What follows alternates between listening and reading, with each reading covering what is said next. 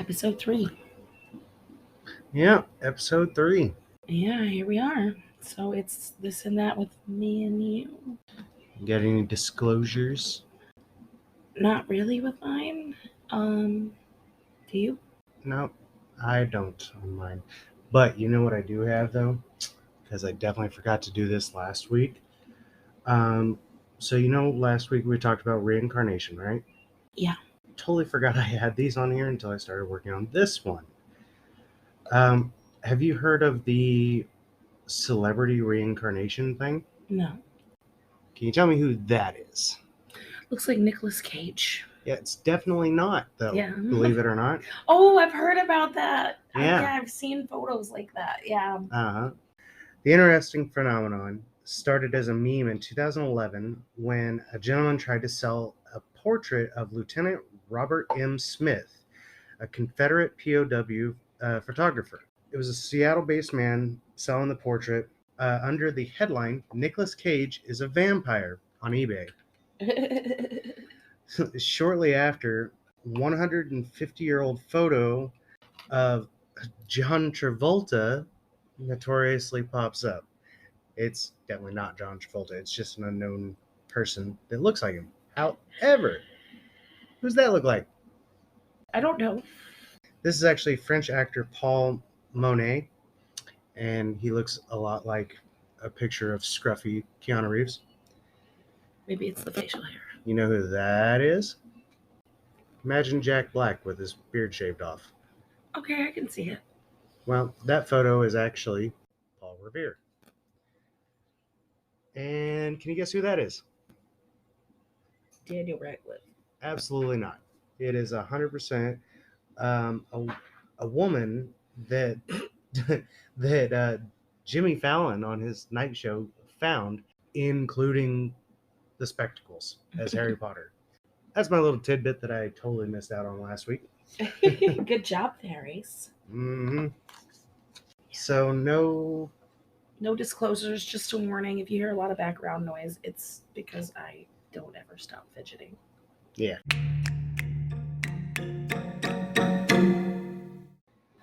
So, what do you have on this? I have Lula Roe. Lula Roe. Ever heard of it? I don't think I have.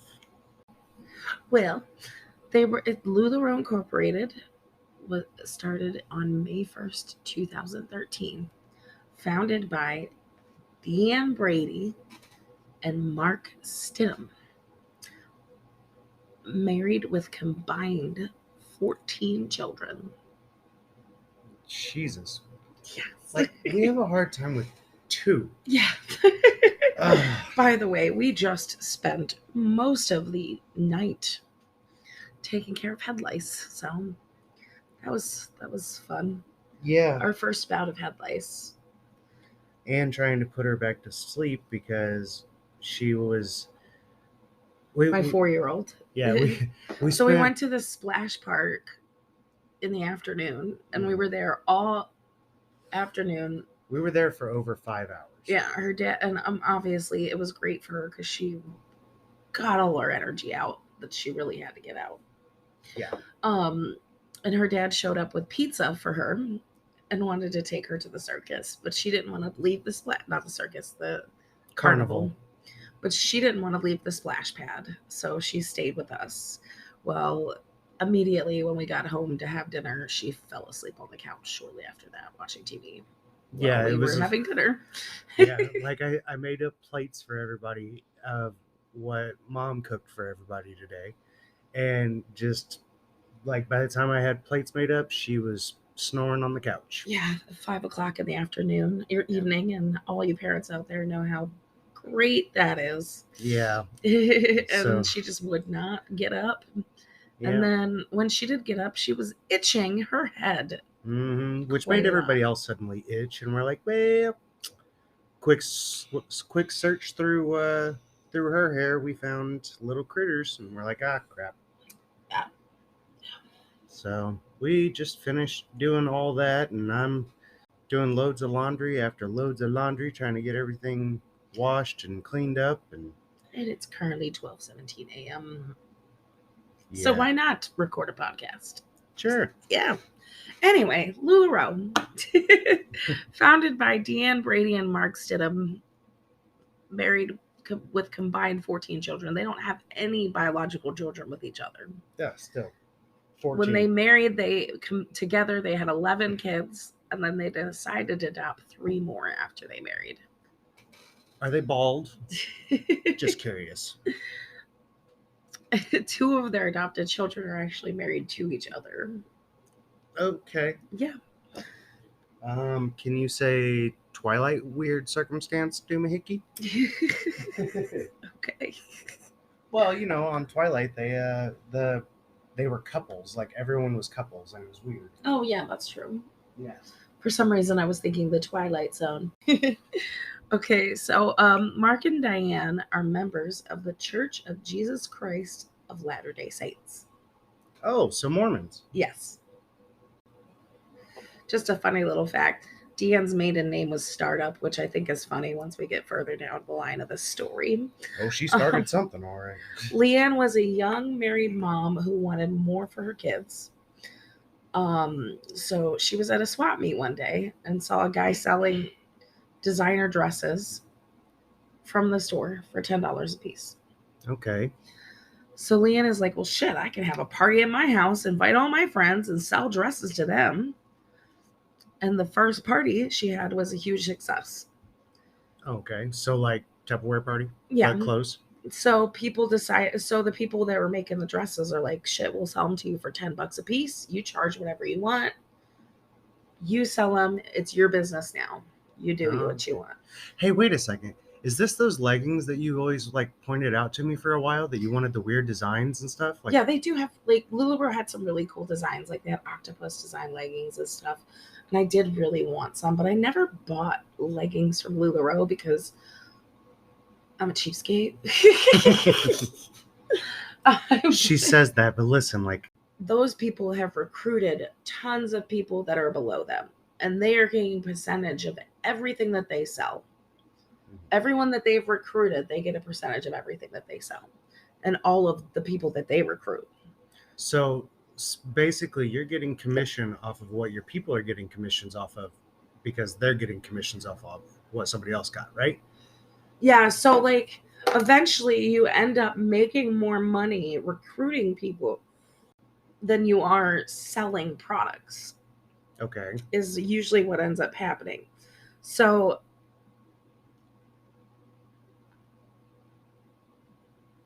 recruitment, the people at the top are the only people that are making money. Okay. Because the people at the top are Deanne and Mark. They own the company. Right. All right. They're getting the sign on. When someone signs on, they have to buy immediately. They have to buy all this inventory. Oh, okay. Okay. Sign up for Lula Roe was between $5,000 and $10,000. $5,000 and $10,000, depending on what packages you got. So every time someone signs up, Mark and Deanne are getting that $5-10K directly to them. Then they're giving a little bonus to their top sellers that recruited these people. Okay. All right. This person at the very top is recruiting someone. They're getting commission off of that recruitment. Tracking like and eventually you have so many people there's recruited that everybody's selling the same product. Oh, Lord. Yeah. So the people on the bottom of that pyramid can't make any money because the market's flooded. Yeah. With the product, basically, is how that works. Right. So the company's name was derived by combining the names of Brady's, Deanne's first 3 granddaughters, Lucy, Lola, and Monroe. Okay. The concept was you pay $10 a skirt and you sell them for $25 a piece. Right. So $15. They would do these pop-up parties at people's houses. Like, you would pop up with all this product. Why do I feel like this is also like Mary-Kate and Ashley's makeup parties? You mean Mary-Kay? Well, yeah, that too. So in 2014, they added leggings to their product line. And the leggings were a huge success. Everybody wanted a pair. They wanted all the patterns, and the materials were like the material of the leggings were like thick and buttery soft and stretchy, and also they sold leggings in all sizes. Yeah, that's nice. Yes. And like the patterns came in all sizes. By 2015, Lula Roe had grossed $70 million in sales. Oh, wow. Mark and Deanne hired their entire family, all of their kids, to run a company, none of them having any idea how to run a multi-million-dollar company. Yeah. They were basically using Google Docs to run the company. Fun. So a stay-at-home mom or a single mom isn't going to have $5K or $10K laying around to buy into this. Yeah. So there's actually video footage of Mark and Deanne and other higher-ups in the company suggesting people trying to onboard the company do things like sell their breast milk. What? To save the money, or to open up new credit cards, or take out personal loans. Yeah, that makes total sense. So women were buying into this and going into debt to buy these products. Jeez. And they had women on waiting lists for 30 to 90 days waiting to onboard for this company to be part of an MLM. Like, you gave them 5 to 10K and you're waiting 30 to 90 days to actually be onboarded onto the company. No. Yeah. That makes my head hurt. By December 2016, they had expanded to more than 60,000 consultants, generating $1.3 billion in wholesale retail orders. Jesus. Also, in 2016, the top 0.01% of Lula Roe retailers made over $150,000 a month in bonuses. Oh, wow. While 70% of the retailers in Lula Roe made $0. Sounds about right. Yeah. Some requirements to be part of Lula Roe outside of spending all that money. So this is going to get into why I wanted to talk about it. Okay. You had to recruit as many people as possible underneath you. The more you recruited, the more money you made. You got bonuses once a month for recruitment. Mm-hmm. You had to post daily on your social media about Lula Roe. Like, oh, we made a big breakfast this morning. I'm so happy that because of Lula Roe, I can be a stay-at-home mom and make a big messy breakfast with my kids every day. And it always had to be like a hashtag involved. Hashtag because of Lula Roe. Hashtag girl boss. So using word of mouth scheme to get through. Monster actually did that. They've never had an advertisement anywhere. It's always been word of mouth. You've never seen a TV commercial for them. Yeah, I don't think I have. I didn't know that. Yeah. So they would throw these huge leadership events for successful recruiters, and they'd have huge concerts. They actually had Katy Perry. Oh. They also had cruises that the company paid for. Okay. But you had to pay for yourself for all the big training events. Oh. So if you were big within the company in your sales, you had to work the entire time. You had to teach people how you were successful, but none of it was about teaching how to sell clothes. It was teaching you how to buy more and more product, and sign up more and more people to onboard, as they would call it. Gotcha. More people in your downline under you for you to make money off of. So the people on the downline were told to look at your upline so you can be this successful too. Wow. All right. And they also encouraged you to spend the money you earned to make yourself look good. Oh, my sales are so high. Look at all my designer bags. You had to always have your hair done, your makeup done, your nails done. They had live video calls every week you had to be on with Deanne and Mark, where they told you everything you needed to do that week. Oh, no. They would have those conventions. Mark would go on stage, quote the Book of Mormon, and he would also compare himself to the founder of Mormonism, Joseph Smith. So are we getting culty or are we getting business here? I'm just saying. All the top tier successful people in the inner circle with Deanne, all middle class white blonde ladies Of course they were. wearing only LuLaRoe clothes. Of course they were. You had to always have something LuLaRoe on you. Lula Roe. Yeah, LuLaRoe. Jesus Christ, I did it again. You always had to wear something LuLaRoe on you. Mm-hmm. You were also expected to be a certain weight. Oh, no.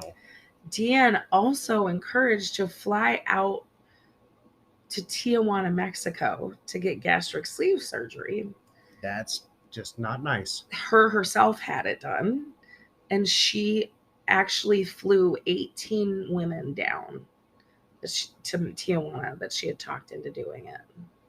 Like there's a video of her at the hospital where they do this. Yeah. Where they do them in Tijuana, where she's like doing like a diatribe, and she's like, I've counted the other day, and I've brought 18 people down with me to have this surgery.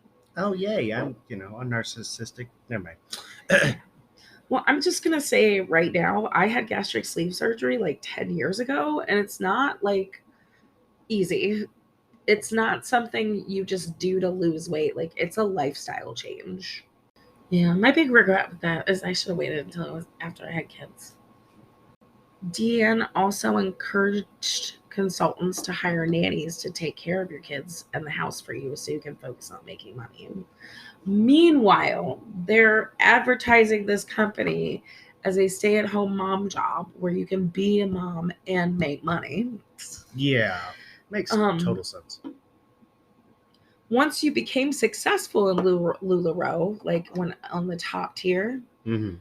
You were instructed by Deanne to have your husband quit his job to take over the business that you just built. Yeah, that's not happening if I built my career and then I'm not just dropping my career so that I can take over yours. That doesn't make sense. Quote, retire your husband. Yeah. Was the list goes on. Deanne also had marital advice for any couples that needed help in their marriage, and it was also part of her trainings that they taught. Oh, really? In their conventions. So I have some of those, some of the advice here. Deanne had the 4 suggested don'ts when talking to your husband. Number 1, don't talk man to man with him. Okay. Number 2, don't mother him. I agree with that. Number 3, don't have better ideas than him. There are some cases where that makes total sense because you got to make it sound like it's their idea. I know a lot of people like that. But you're not like that. That's so misogynistic. I try not to be. No. And number 4, don't admire other men's qualities. I'll give you that for jealousy purposes. Yeah, don't. But you're not a jealous person. No, I'm not that bad, but I do have some jealousy tendencies. Mm-hmm. Yes. We bypass them, okay? I don't know. I think they're very misogynistic. All of those. A little bit, yeah. But it's also definitely like when I was writing it down, it reminded me a lot of like things my mother has said to me, and I feel like that feeds into the having secrets in your relationship. Yeah, which you and I don't. Yeah. So that's why our relationship's built a lot stranger than most because I'm from a whole different cultural aspect. And we're exact opposites, but also way too much alike. Agreed. That's why we butt heads. Yeah, but that's why we're good together. Yeah, I mean we're good together, butting heads because at the end of the day, the stuff that we fight over is the dumbest, smallest freaking thing. It's always the dumbest shit. Yeah, but it's never big, over the top things like, you hear so often that it's finances or something like that. We're not that bad. I mean, we fight over sauce. So here's some more marital advice. There's the 3 magic A's. Okay. Appreciate, accept, and admire. who we appreciate and who we accepting and who are we admiring. Your husband. Oh, so boost my ego so I'll do your work. Got it. Thanks. All right, cool. I'm tracking. This is another quote of hers towards wives. There is no amount of success that will ever be able to compensate for a failure in the home.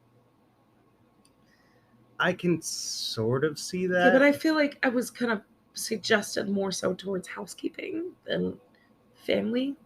Oh, well, yeah. Yeah, it's going down the wrong path for what they're advertising. Women can be strong, but there is a time to let him be your hero. I sadly have to agree. Jesus Christ. No. Well, tell me, like, what do, okay, not all men, but what do a lot of men really go after before anything A damsel else? in distress. Damn straight. Deanne's mom, Maureen Startup, wrote this book called The Secret Power of Femininity, the art of attracting, winning, and keeping the right man for you. You know what she should have just called that?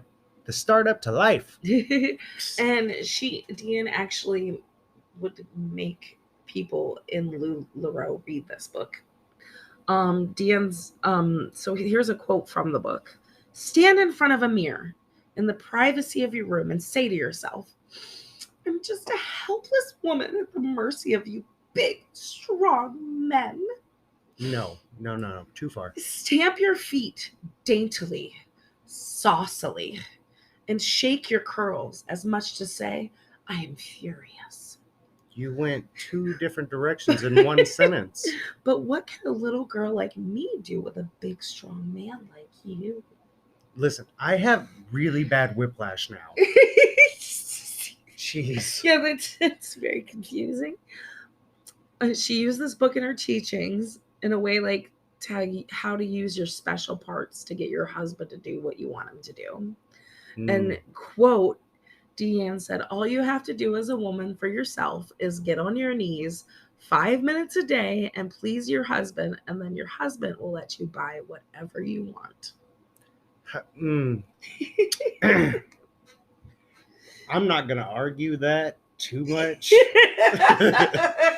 Because do you know how much stuff that you've gotten out of me? I'm going to cut that entire segment there. Reminder for note later. No, he's not. So what you're saying is you want a copy of that book? No, I'll pass. I'm good, thanks. No. Honestly, though, the proper care of... It was also suggested to read The Proper Care and Feeding of Husbands. Oh. A book geared towards being submissive to your husband. Yeah. You know, it kind of reminds me of that 85 or 89-year-old lady's quote on how to keep a successful marriage. She said it's very simple. Keep his belly full and his balls empty, and he ain't going nowhere. She ain't wrong. I know, but it's kind of misogynistic. Like, yeah, no, I agree. At the same time, because like you cook all the time, because I just don't want to. Only when I'm home. You cook 5 days a week. Not for our family. Well, okay. Okay, to be fair, out of context, that sounds horrible. I work in a group home. I said that last week. I work in a group home and I work evenings. It's just better that way, even though I don't get to spend as much time with the kids right now for babysitter purposes. So if you want to donate to us, that'd be really great. We don't have anywhere for them to donate. We'll figure that out. So the company actually used social media and hashtags to send out a fake feminist message.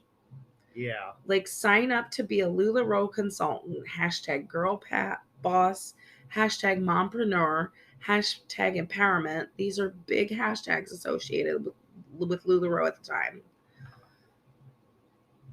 And they're not even pushing a feminist agenda behind the company. Yeah. No. So now that they are so popular, blah blah. Now that they are so popular, I cannot say that word, and pushing out so much product, encouraging people to sign up, consultants start receiving leggings that are soaking wet, moldy, stinky, have holes in them. Ew. Yeah. But if you complained or asked for your money back, they denied issues of any product. Oh, of course. So this is where it turns from an MLM scheme to a pyramid scheme. Right. So the difference between an MLM that makes it legal is they're actually selling a product. Yeah. In a pyramid scheme, what makes it a pyramid scheme is when they're not actually selling a product that's going to make you money at all. So there were like the seams on these leggings seemed like they were deteriorating, and there were pinholes, hems were wrong, there were sun stains on the clothes. Like I saw pictures, like you could see how the shirt was folded by the stains from the sun. Oh gosh. Yeah. The material in the leggings themselves were thinner, and some of the prints had some really horribly placed images, like hot dog or hamburgers on the vagina of the legging. So the artist couldn't keep up with the demand for prints, basically. Like they were demanding 100 prints a day per artist for the leggings. 100 prints? Yeah. Holy crap. Can you imagine coming out with 100 different designs in one day? No, I can't. No, it would be a lot of squiggly lines for me. Yeah. My squiggle went this way, now it goes that way. So basically, artists were told to like draw a pattern, then change it by 3 different elements, and it's a whole new pattern. Of course it was. And any negative comments about the clothes on social media were deleted. Okay. By the company. Hmm. The company was literally gaslighting people, saying the leggings had holes in them. So these women were losing all this money. Like, right. I watched some of the videos of the trainings from like this point when the leggings quality started to go bad. And it was very brainwashy. Like one of the lines was, there are millions of other people in the world experiencing similar issues to you right now. You don't see them complaining about it or using it as an excuse to not be successful. So what's wrong with you? All right, listen, we're going to move forward because I'm getting gaslit. Just saying. In 2017, Lula Roe decided to change the way they did the bonus checks you get for signing people up to be based solely on sales. Oh. Then they implemented 100% buyback policy. You could send your inventory back in and get your money back if you wanted to quit now. The original post of that policy said that this policy would never go away. So I saw screenshots of that. There was no expiration date. I bet it's gone now. So they ended up with like $1 million in refunds immediately. I bet. But they told all these people that they had to wait for their refunds, like there was a refund waiting list. Anytime someone left, everyone still in the company was told not to talk to them, the people that left, ever again. Oh, there's your cult. Culty. Then a couple months later, they got rid of that 100% buyback policy. Oh, there it is. Then the lawsuits started rolling in. Damn straight. October 2018, in California, a class action lawsuit was mounted against them, accusing them of being a pyramid scheme. That one was settled privately. And there were dozens more. Then they were sued for copyright infringement on a ton of times. Like, couldn't even tell you, because they were literally taking patterns off of Google Images. Oh gosh. And using them and not changing them enough to not be copyright infringement. God. Yeah. That's the thing that pissed me off more than anything about it, was that they were stealing art. Right. And screwing people out of money. So then My Dyer, their supplier, sued them in November of 2018 Okay. with claims that Lula Roe owed them $49 million. Uh-huh. And they also claim that Lula Roe knew that they couldn't pay them, but kept ordering more clothes anyways. Gotta spend money to make money. And apparently the owner of My Dyer and Mark, Deanne's husband, were really good friends at one point, but the quality issues with the leggings caused a fallout with them. My Dyer also claimed that Lula Roe was hiding money in LLCs because of the upcoming lawsuits. Then Lula Roe countersued My Dyer, saying they owed Lula Roe money. Oh, all right. Also, it should be made to mention there are actually photos of the Lula Roe factory at this time when women were always getting these damaged leggings and clothing. Yeah. They literally had so much clothes they didn't have space for them and were storing them in cages outside. Oh, gosh. So in the summer of 2018, they did their annual summer convention where they spent millions to have Kelly Clarkson perform there. Well, they still owed millions of dollars in refunds to retailers waiting. Oh, Jesus. In January of 2019, Washington State filed a civil lawsuit against Lula Roe for allegedly operating as an illegal pyramid scheme. Since 2016, over 100 Lula Roe retailers have filed for bankruptcy. Oh, man. In February of 2021, Lula Roe settled the case with Washington State for $4.75 million. Oh. Lula Roe denies any wrongdoing and decided to settle with the state of Washington to end the litigation. Deny. But this settlement comes with certain mandatory business practice changes, including an updated refund policy, Oh, yeah? a 100% buyback guarantee policy to always be in effect. Oh, there you go. So there are some good things that came out of that. Yeah. To date, since 2016, over 50 lawsuits have been filed against Lula Roe. Oh, jeez. I mean, they kind of deserve it. Yeah. Just saying.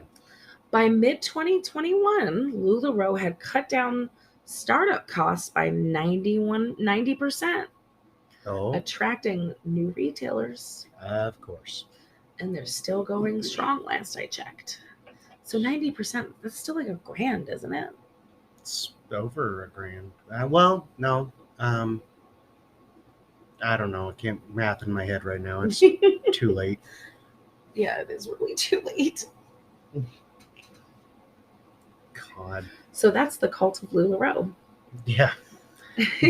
Or pyramid scheme or cult. I mean, they're crossing lines. It's honestly, there was this specialist on the documentary that I watched about Lula Roe. It's called Lula Rich. It's on Amazon Prime. If you haven't seen it, it's great.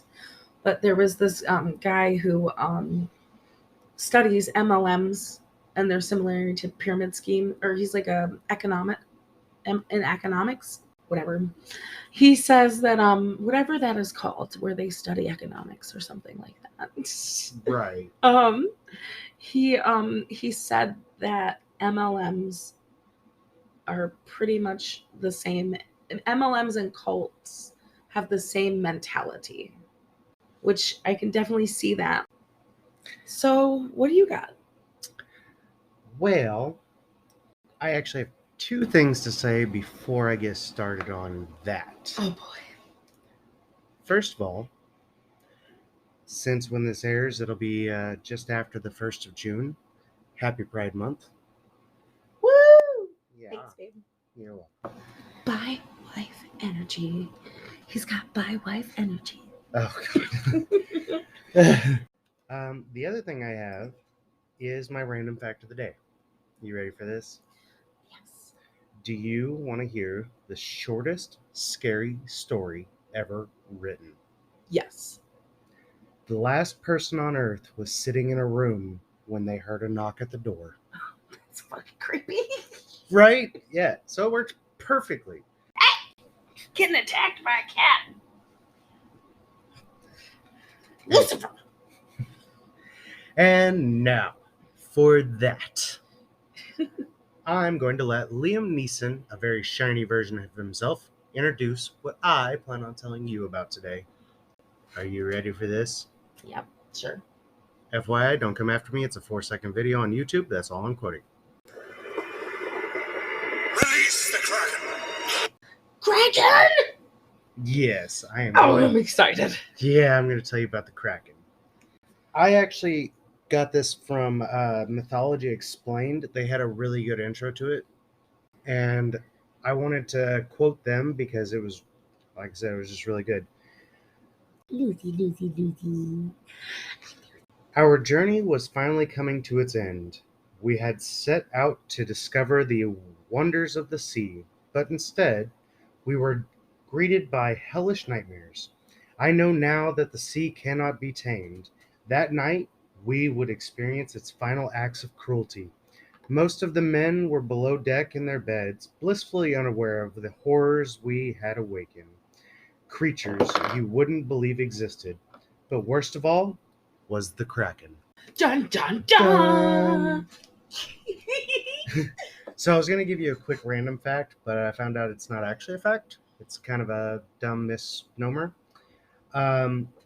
So there was a meme that went around on TikTok, and a guy had stated that why did NASA start suddenly exploring space instead of the oceans? Well, I'm here to correct him very quickly. NASA has always explored the stars. There's a NOAA who has been investigating the oceans. So I just wanted to get that out of the way because I almost misquoted a fact that's not a fact. So the Kraken is from mythology. That we've seen it so much, and it's kind of a question of why it's out in media today. There's But a Kraken on my shower curtain. there is. Because I love octopi. So the first modern interpretation of the Kraken is a travelogue by Francesco Negri in the 1700s. In 1734, there was a description given by Hans Egede. Don't ask me. I don't know. What? It's called a Hofgufa. Hofgufa? Yeah. And Hofgufa? What accent am I supposed to be saying it in? Icelandic, Nordic, or Swedish. Oh, yoo-hoo, summer blowout.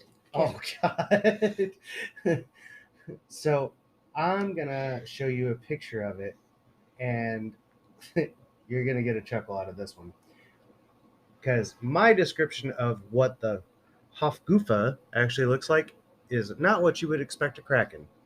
Oh, he's so cute. So what would you think that looks like?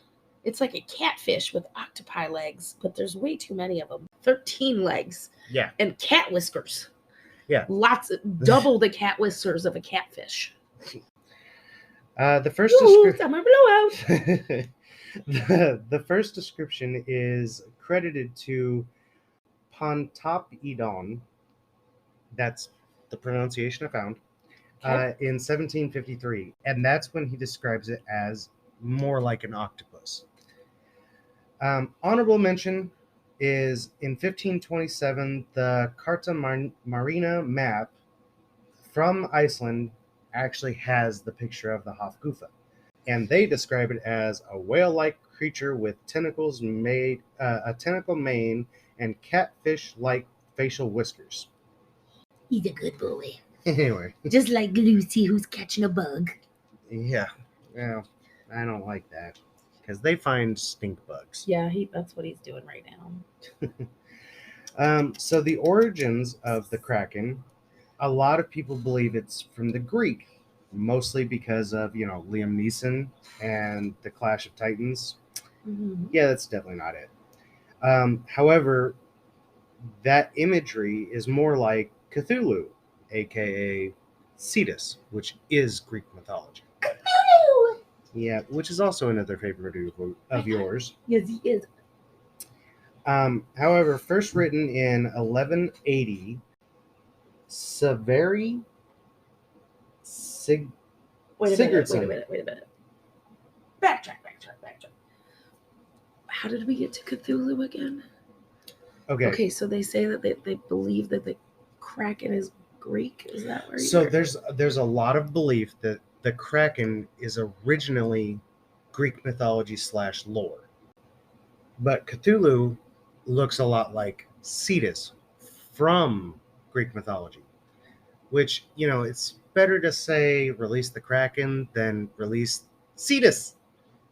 Just saying. So that's where your movie interpretation comes in.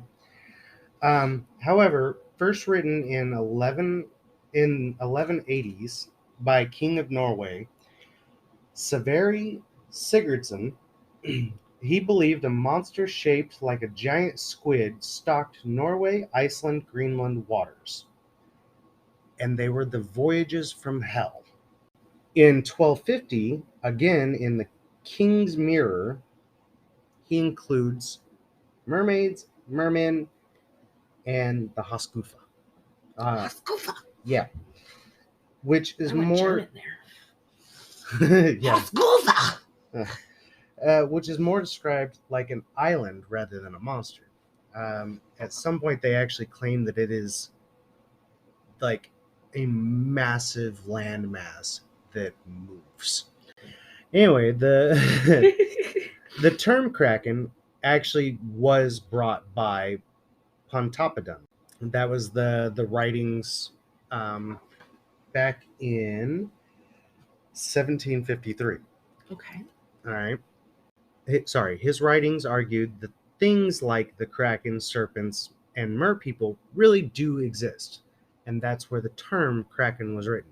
What are you talking about where people don't exist? I mean, we never know, because technically merpeople are sirens, which there's a whole thing You're making me excited. I can tell you a whole thing about that. So the translation could be squid or octopus. Right. All right. I think that's the big debate there with the Kraken. Yeah. This interpretation and description may have been actually the inspiration for the biblical story of the Leviathan. Now, here's where Wait, things. the Leviathan are in the Bible for real? Yeah. No, it's a whole section. Oh my God, somebody's like, gonna smack me. yeah. I thought Supernatural made that up. Nope, definitely not. Okay, continue. Anyway, but with the interpretation could be squid or octopus, kind of ties into modern times. And I'll get there in a sec. Hold on. The Kraken's appearance had only one consistent until the 1800s. It was gigantic. Otherwise, all descriptions vary. Could have been a landmass, could have been an octopus, could have been a little squid, it could have been freaking a whale with catfish face. Yeah. But in the 1800s, it is described as an octopus or squid and becomes the norm for today. Yeah, but aren't there giant octopi in the ocean? Squids. Squids? A Squids giant squid is actually a real thing. Yeah, I think I've seen that. Yeah. And give me 2 bullet points and I'll get there to you.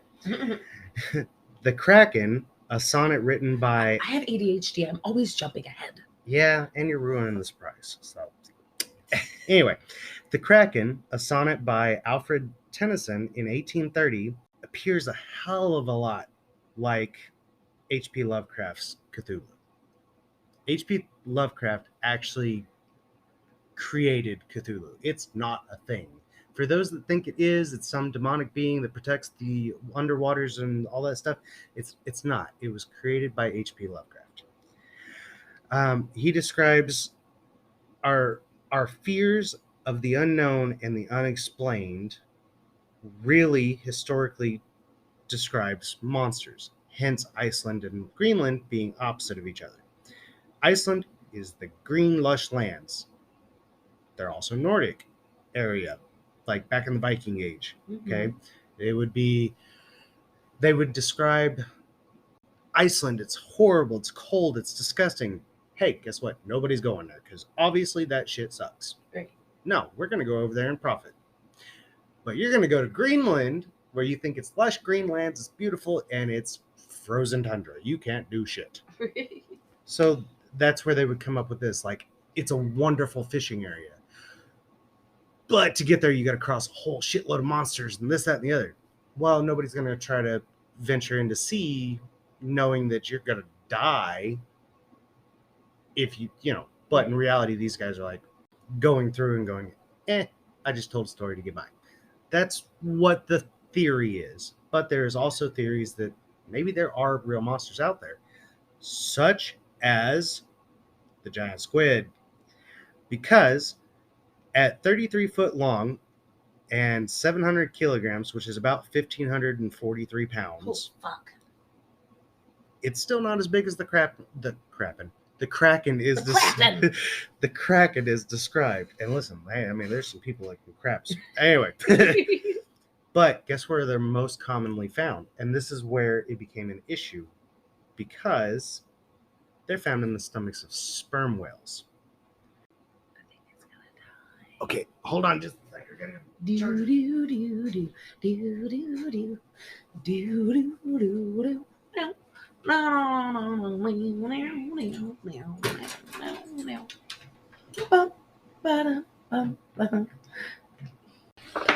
Plug me in. Oh, God. Get it, Dave. Okay. Whew, saved it. Saved by the bell. Okay. What was I saying? So, when whalers would, back in the day, because whaling is absolutely illegal now, because, so many whales are going extinct. Well, not necessarily, but they're endangered. Mm-hmm. Anywho, whalers would pull up sperm whale that had giant gouges down the side of their faces and big old tentacle marks and stuff like that. And when they gutted them, they found giant squid. And they're like, what are these, Mm-hmm. But they weren't really publicized, they were fishermen's tales. Until back in 2003, I want to say it was 2003. I didn't put it in my notes. Anyway, there was one that washed up on the Japanese shores. Mm-hmm. And the media went nuts. The Kraken has been found. However, after many deep dives and such, they've actually found that they're not uncommon, but they definitely live really, really deep. So, is Kraken a thing? Another piece of literature that gives a really good description of the Kraken and its capabilities is 20,000 Leagues Under the Sea, which 100% is my favorite book. I love that book. That is a good book. Yeah. It shows it lurking and waiting in the depths, also mimicking Cthulhu. And I hope I'm saying that right, because it's spelled really weird.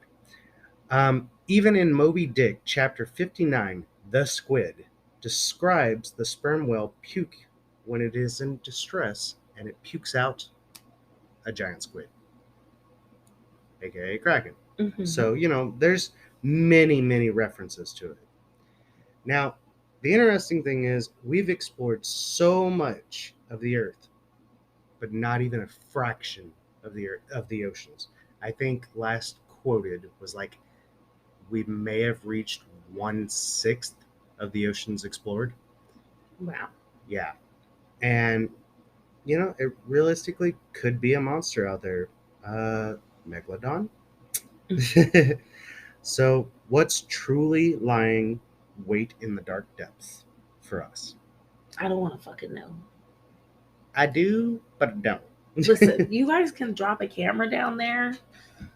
I'm going to stay my happy ass right here, because I don't fuck with not being able to see. Yeah. While also being underwater. Yeah, no, I'm good. I don't like the dark. I'm I also enjoy it. deathly afraid of sharks. Oh.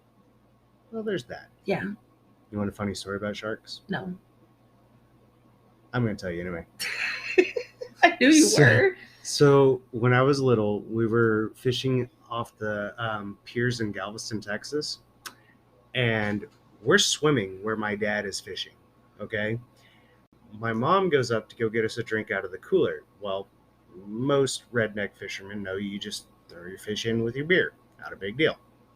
So my mom reaches down into the cooler, not looking, not thinking about it, touches something, freaks the hell out because there's a sand shark right there. And my mom realizes that we're swimming where he just pulled that sand shark out. Mhm. Yeah. Now, sand sharks are not really that dangerous. Like, they rarely attack people. But my mom had a whole meltdown. Yeah, I mean, I would have too. Yeah. Mhm. Okay, it's really dumb. Like, my fears are stupid. Like, maybe I need to talk about it more in therapy. But like, I'm not afraid of anything that's happened to me. Like, scary wise. Like, I was always afraid of my dad because he's fucking scary. But like, when I was a kid, he was scary. But everything I'm afraid of is because I saw a movie that scared the shit out of me when I was a kid and made me have nightmares, and I'm still afraid of it now.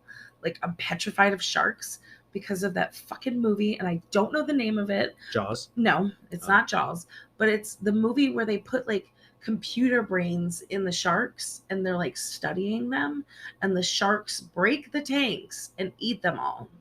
But It's don't- fucking dumb movie from the 2000s. It wasn't even that scary. But Sharknado. No, it I'm just scared the kidding. shit out of me. If you know, please send us an email. Yeah. Oh, you can also review on Oh. Spotify and Amazon Music. That'd be helpful. If you're trying to, promote our podcast out there, please. Please, please. You can now listen to us on Spotify, Amazon Music, Google Podcast, iHeartRadio, Stitcher Radio, and Pandora. Woo! Yeah. I was going to do it on Apple Podcast, but Apple doesn't like me currently. And I think it's because my Samsung makes me happy. I love my Samsung. We have our social medias are on Instagram, Facebook, Twitter, TikTok. Those are all at This and That with Me and You. And you can also email us with your personal stories of paranormal, true crime, or suggestions. Please put them in the title, in the subject line, so we know. But that email is tatwmay1 That's tatwmay1, the number 1, at gmail.com. Mm-hmm. All right. Damn it, Stewart, you forgot the fucking word of the day. Yeah, well, I mean, it's not really my thing. Mine's the random facts. Like, did you know that you can hear a whale's heartbeat from 12 miles away? That's fucking creepy. Yeah, because they're like over 450 pounds for a whale's heart. Maybe I should be afraid of whales. I mean, like, there was a surfer who actually got, I want to say crippled, because I don't know if he was paralyzed, but he was out in San Diego just cruising along on the surfboard doing his thing, and a whale just smacked him with his tail. Oh, fuck. Mm-hmm. Okay, so the word of the day is intimidating. No, that's not the word. It's crestomathy. Insert pronunciation here. Crestomathy. That looks right. Yeah. Crestomathy. Crestomathy. What she said. Yeah. Crestomathy. A selection of passages used to help learn a language. A volume of selected passages or stories of an author. Our French class was assigned a crestomathy, including writings from Victor Hugo, Colette, Honore de Balzac, Balzac? Okay, cool. and Emile Zola. Did you know? Be it increased fluency in a new language, insight into the life of an author, or a newfound awareness of philosophical theory, the reader of a crestomathy is bound to acquire useful knowledge. Crestomathy comes from the Greek krestomathia, a noun created from the adjective krestos, as in useful, and a verb manthanian, to learn. And Jesus Christ. And you just ripped the page out. English has a manthanian to thank for several other learning related terms, including polymath, a person of encyclopedic learning, pilomath, a lover of learning, That's me. and most notably, mathematics, the science of numbers and other operations. and their operation. So my mom, shout out to my mom because she's actually kind of helped us out here a lot recently. Thanks, Melissa. She sent me a picture or small video actually, and said this was my adventure at the zoo today, and it's two tortoise going at it and making really weird noises. But I told her in response, I was like, hey, random fact, did you know that the car sounds you hear in movies is either two tortoise going at it or a lion's roar slowed way down? If you don't believe me, look it up. I'm a nerd. All right, guys, that's our podcast. This and that with me and you. All right, we'll see you next week. Bye.